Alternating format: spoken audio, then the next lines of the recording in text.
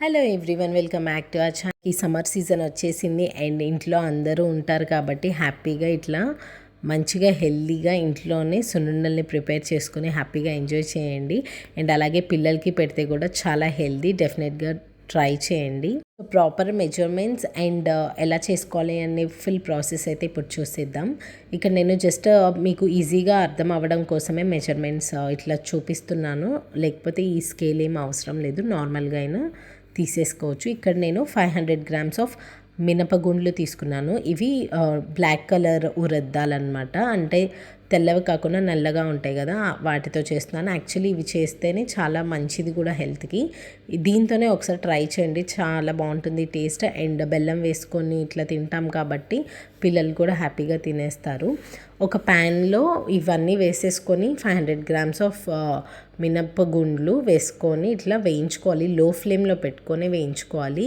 ఇది లో ఫ్లేమ్లో పెట్టేయించుకుంటే ఏంటంటే మనకి లోపల వరకు కూడా మంచిగా ఫ్రై అవుతుంది. అండ్ అలాగే పైన బ్లాక్గా అట్లాగా లేకుండా ఈవెన్గా కుక్ అయిపోతుంది. అండ్ పచ్చివాసన ఏం రాదనమాట, టేస్ట్ కూడా చాలా బాగుంటుంది.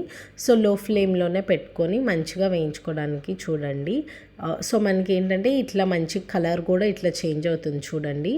ఒక 15 మినిట్స్ అలా టైం అయితే పడుతుంది, 15 to 20 మినిట్స్ జస్ట్ ఇది ఫ్రై చేసుకోవడం కోసం. అండ్ రిమైనింగ్ ప్రాసెస్ అంతా కూడా చాలా ఫాస్ట్గా టకటకా చేసేసుకోవచ్చు అనమాట.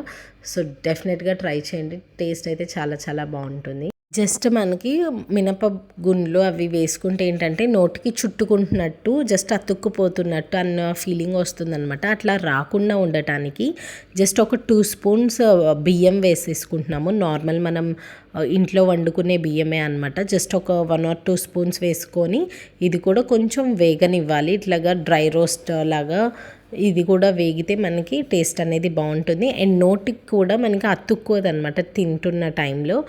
ఇదంతా ఫ్రై అయిన తర్వాత స్టవ్ ఆఫ్ చేసేసుకొని కంప్లీట్గా చల్లారనివ్వాలి. ఇది చల్లారిన తర్వాతే మనము మిక్సర్ జార్లో వేసుకోవాలి, వేడిగా ఉన్నప్పుడు వేసుకోకూడదు. సో జస్ట్ ఇది వేగిన తర్వాత కొంచెం సేపు పక్కన పెట్టేసేయాలి. ఇక్కడ పూర్తిగా చల్లారిపోయిన తర్వాత నేను చూపిస్తున్నాను అనమాట.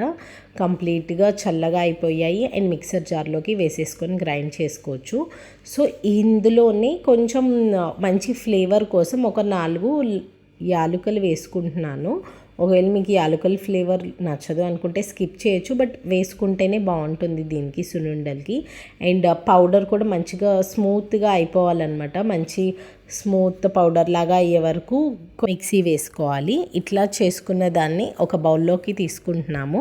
అండ్ నెక్స్ట్ దీంట్లోకి బెల్లం వేసుకోవాలి. బెల్లం కూడా నేను ఒకసారి మెజర్ చేసి చూపిస్తాను, సో దట్ ఎంత పట్టింది అనేది ఒక ఐడియా ఉంటుంది. ఇక్కడ నేను వచ్చేసరికి బెల్లం పొడి వాడుతున్నాను. అండ్ బెల్లం పొడి ఎంత వాడుతున్నానంటే ఇక్కడ నేను 500 గ్రామ్స్ ఆఫ్ బెల్లం పొడి యూస్ చేస్తున్నాను. ఒకవేళ మీరు దంచుకున్న బెల్లం అయితే ఒకసారి చెక్ చేసుకోండి. 500 గ్రామ్స్ తీసుకొని ఒకసారి కలుపుకున్న తర్వాత ఒకసారి స్వీట్నెస్ చెక్ చేసుకొని యాడ్ చేసుకోండి. బట్ 500 గ్రామ్స్ మినపగుండ్లకి 500 గ్రామ్స్ ఆఫ్ బెల్లం ప్రాపర్గా కరెక్ట్గా ఉందన్నమాట quantity, like proper sweetness. And మరీ ఎక్కువ లేదు, అలా అని తక్కువ లేదు, కరెక్ట్గా బ్యాలెన్స్డ్గా ఉంది.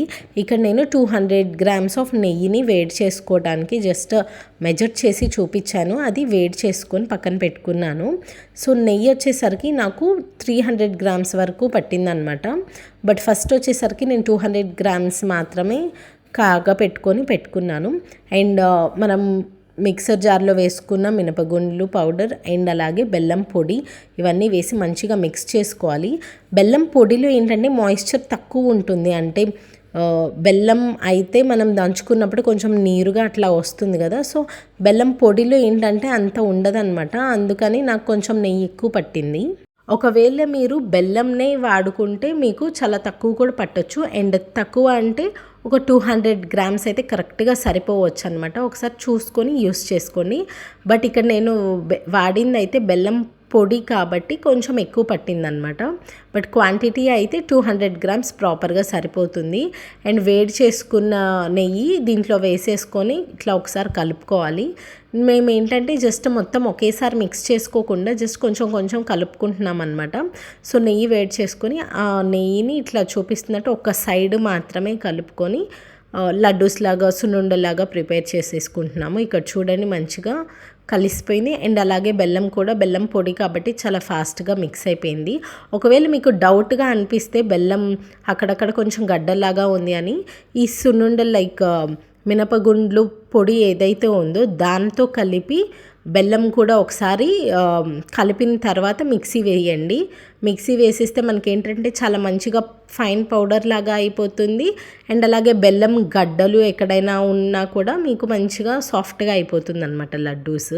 ఇట్లా నెయ్యి మొత్తం ఇట్లా ఒకసారి కలుపుకున్న తర్వాత కొంచెం ఎంత సైజులో మనకి సున్నుండలు కావాలి అని ఒకసారి అది చూసుకొని దానికి తగినట్టు కొంచెం పిండిని తీసుకొని ఇట్లాగా రైట్ హ్యాండ్తో ఇట్లా ప్రెస్ చేస్తూ and left hand just 2 fingers thumb and middle ఫింగర్తో ఇట్లా చూపిస్తున్నట్టు మంచి గట్టిగా ప్రెస్ చేయాలి. ఇది బాగా గట్టిగా ప్రెస్ చేస్తేనే సున్నుండలు అనేది ఇట్లా మంచిగా బాల్ లాగా అవుతుంది అనమాట. అండ్ ఇది ఒక్కటే కొంచెం ప్రాసెస్, బట్ టేస్ట్ అయితే డెఫినెట్గా బాగుంటుంది అండ్ చాలా వర్త్ ఇట్ అనమాట. ఒకసారి చక్కగా చేసి పెట్టుకుంటే పిల్లలకి హ్యాపీగా ఈ సమ్మర్ సీజన్లో మంచిగా హ్యాపీగా తినేయచ్చు అనమాట. మనకి ఈ సున్నుండలు కూడా నిలువ కూడా ఉంటాయి కాబట్టి హ్యాపీగా చేసేసుకొని మొత్తం ఫ్యామిలీ ఎంజాయ్ చేయొచ్చు. ఇట్లా చూపిస్తున్నట్టు జస్ట్ ఈ టెక్నిక్ యూస్ చేయండి, చాలా బాగా వస్తాయి అండ్ చాలా సింపుల్ ప్రాసెస్ కూడా, చాలా టేస్టీగా ఉంటాయి. డెఫినెట్గా ఒకసారి ట్రై చేయండి. Thank you so much for watching. Please subscribe.